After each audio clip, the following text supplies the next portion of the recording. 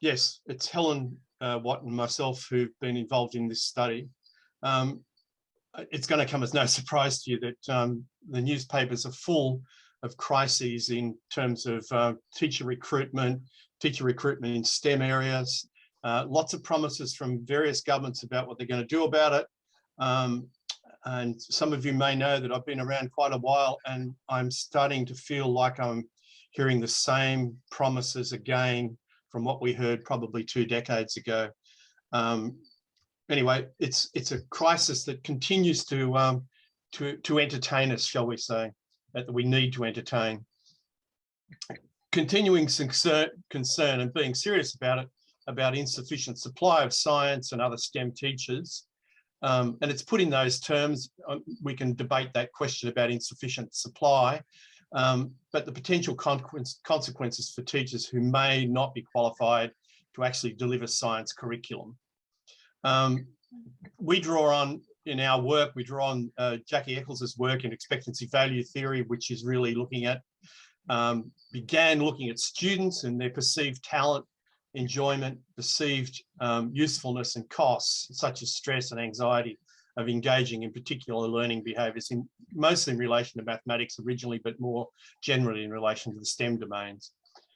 And from the work we've done on teacher motivation over a long period of time longitudinally, we found that teacher motivations affect and do affect reported teaching behaviours. And we wondered how it might, how might these affect teachers who are required to teach science out of field? And if they are required to teach science out of field, what might be the consequences?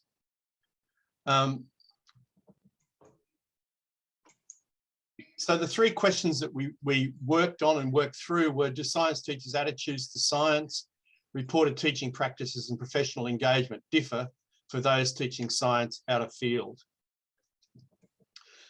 And obviously, as we've heard this morning, there are many ways of defining this, but one of the ways in which we were interested in, rather than someone who's entirely out of field, what about someone who has a background in, say, biology or zoology or something like that, but they're actually being asked to teach physics and on a regular basis. In fact, I was in a discussion previously where someone said that for most of their career, even though they're maths trained, they've been asked to teach physics over and over again.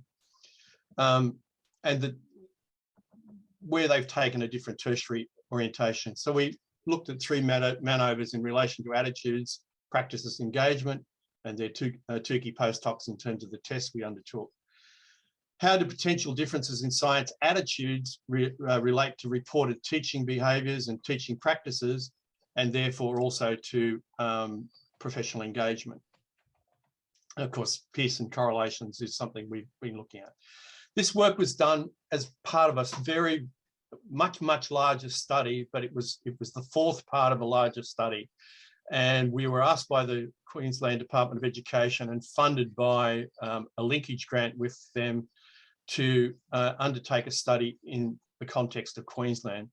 For those of you who don't know about Queensland, Australia is a huge geographical area, and Queensland is a very, very large geographical spans as well, and ranges from everything from very, very, very remote to metropolitan and all in between.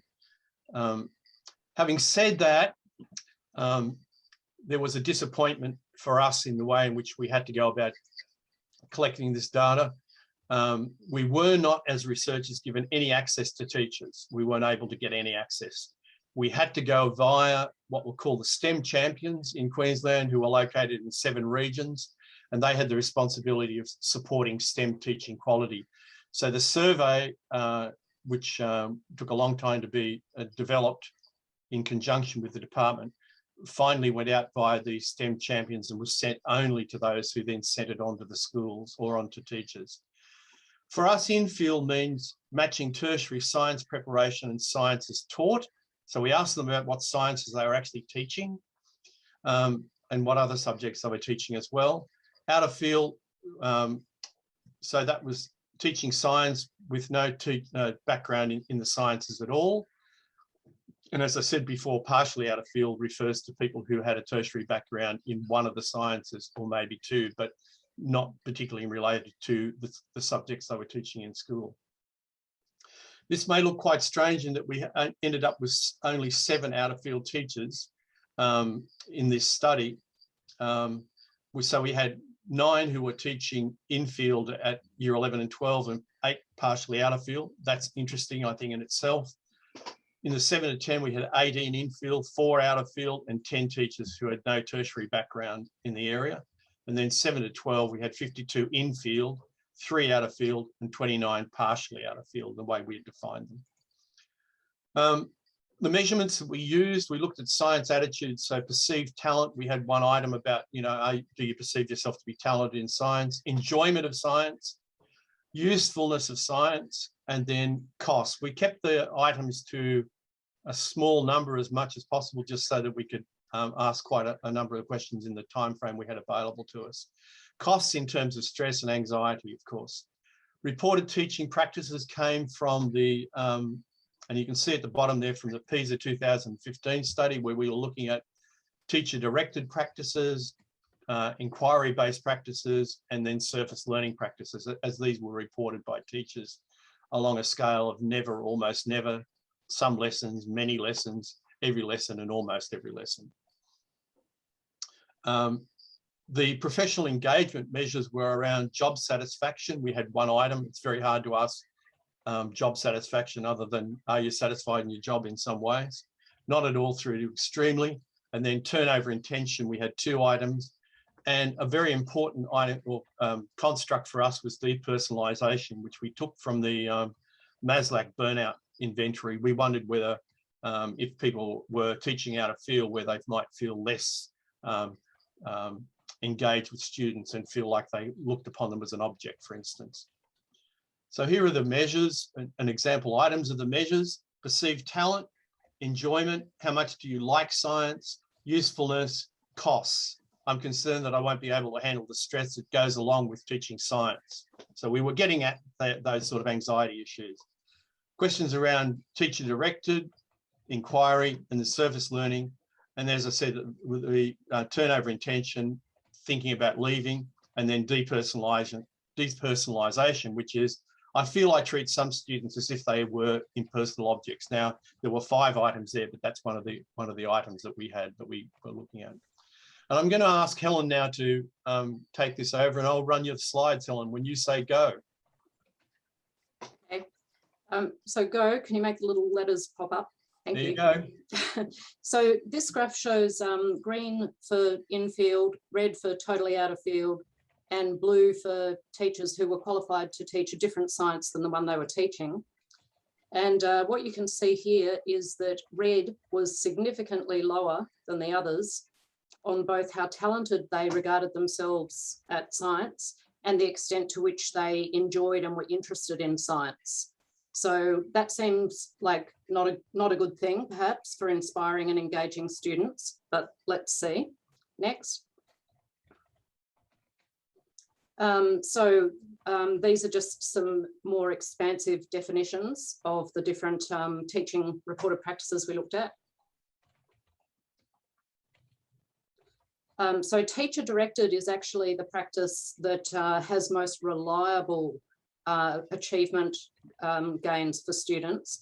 Inquiry-based practices are very popular, but actually only show benefits for student achievement under certain conditions, which are primarily orderly and well-structured learning environments. And in fact, students who have inquiry-based learning can actually perform worse if it's in a disorderly environment. And surface learning is the one that I'm sure, would all agree is not good.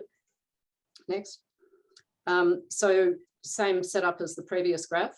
So the only significant difference was on the teacher-directed, which is the reliable practice that should yield student learning. No significant differences between the groups on the others. Next. And for teachers' own professional engagement, no significant differences on their overall job satisfaction, but the outer fields planning to quit significantly more than the other groups. Is there another graph there, Paul? And also the outer field significantly higher on depersonalisation than the partially outer fields. All right, So, go ahead. So to summarise those differences, less desirable attitudes towards science for the outer field science teachers. Lower on teacher-directed practice, probably because they have less content knowledge and don't feel so comfortable directing the content. Higher turnover intent, higher depersonalisation. We do have some pretty low numbers. We don't have representative data, but this is indicative of important findings. Next. So how might these differences matter in terms of connections between all these constructs? Can you make the text come up, Paul? So in terms of their science motivations, enjoyment related to job satisfaction. So if you follow the arrow from enjoyment to satisfaction, 0.22, and the outer fields were lower on enjoyment. Enjoyment was closely tied to the perceived usefulness of science, which in turn promoted inquiry learning. Perceived science talent was associated with less stress and anxiety costs, and those undermined teacher-directed practice. Teacher-directed instruction associated with higher job satisfaction and lower depersonalisation. So these constructs on which we found unfavourable mean level differences for the outer field teachers should matter for their teaching practice and for their own professional engagement and wellbeing. Is that the end of the graphs, Paul? Yep. Yeah. So okay. For you to sum up. Okay. So in terms of the relationships, differences in attitudes to science mattered for teaching practice and also for their own professional engagement. So in terms of enjoyment was lower via perceived usefulness related to inquiry teaching. Enjoyment also promoted teachers' job satisfaction. This is not a huge surprise, I would think, but anyway, this is what we found. Perceived talent, outer field people were lower and associated with stress and anxiety about science, which reduced teacher-directed instruction. That is, that they probably didn't have the confidence to be able to directly instruct if you don't know what you're teaching. Reported teaching practices associated with professional engagement then. Teachers who engaged in direct instruction were those who experienced greater job satisfaction and lower levels of student depersonalisation. So I guess you would point to this question of teachers being confident in their own knowledge and not feeling that they're going to be able to have a negative impact on students by being less concerned about them. Outer field teachers were lower on teacher-directed instruction and job satisfaction and higher on depersonalisation, which I think must be worrying in some degrees. So implications for policy, we would say that it's probably not realistic to think that there's going to be no outer field teaching of science in government schools, and that maybe what we need is contingency planning. And I think this is not the first time I've heard this today. We probably need to know where out of field teaching most happens and for whom. Evidence from our piece of work with Chandra Shah, teachers in Year 10 Science in 732 schools, would suggest that the prevalence is among where we look at, there are nearly 9,000 teachers in that area there in science in Year 10. It's 6.2%. It's more among mid-career teachers in schools with fewer resources in more remote locations. Less among older teachers older than 50 years of age, possibly because they've got greater leverage in their schools, and less in non-government schools. Better school funding allows schools to compete more effectively for qualified teachers in what one might call a tight labour market, and hence fewer staff shortages. The more resources, I think, available to school leaderships, probably the better off they are. Could online PD and resources assist out of field science teachers, especially in regional remote areas? One would think so, and given the recent COVID experiences and online learning, I think we're just starting to scratch the surface of what might be possible for state departments to look at. And this is with a single state department.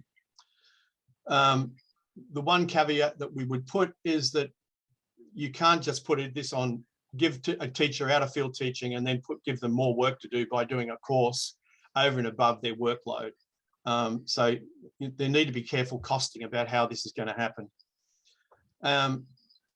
Well, can I just ask you to finish up, please? We've got yeah, sure. The one thing we don't know is how school principals and school leadership actually decide to assign out of field teaching in science. We don't know how those things are done. We have lots of anecdote, but we don't have any studies that really point to that I'm aware of. And how do principals and school leaders ensure that students do not have a sequence of teachers over several years who are assigned to teach science out of field? I mean, the answer to that question is difficult, but one I think we need to address. And I'm going to finish up, I think. Did you say I have no more time?